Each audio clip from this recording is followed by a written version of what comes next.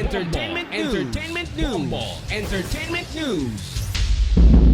Ito namang all-girls band champion sa Battle of the Bands ng Bombo Radio and Star FM sa Mascara Festival. Alamin natin mga chika ng Bombo Radio Bacolod. Naging matagumpay ang handog ng Bombo Radio at Star FM sa Mascara Festival Concerto sa Plaza, showdown of finest local bands na isinagawa sa Bacolod City Public Plaza kagabi.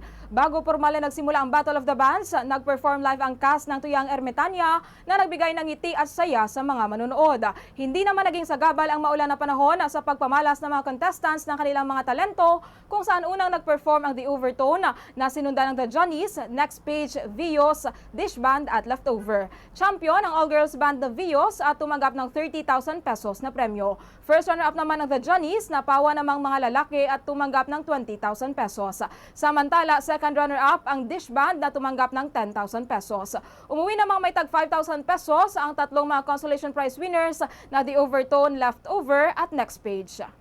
This year's champion for the showdown of the local bands 2025, Vios! Ang Vios ay binubuo ng 7 mga kababaihan na may edad 16 hanggang 23 anyos. Ayon kay Trisha Malundo, lead guitarist ng banda, nabuo ang Vios noong sila ay sumali sa Voice Idol of Sagay Competition noong 2024 at doon na rin nila kinuha ang kanilang band name.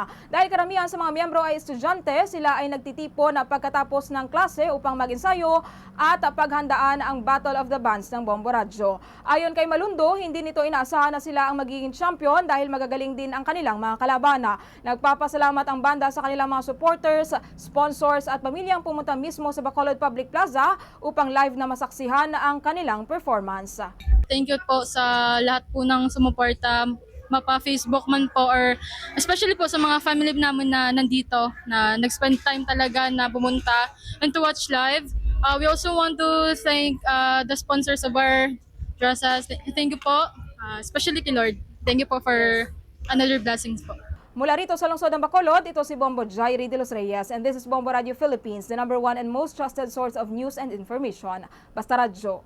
Bombo! For the most trusted source of news and information, visit our website at www.bomboradio.com. Follow us on Bombo Radio mobile app, Facebook, YouTube, TikTok, and X, formerly Twitter. Like, share, and stay connected. Anytime, anywhere.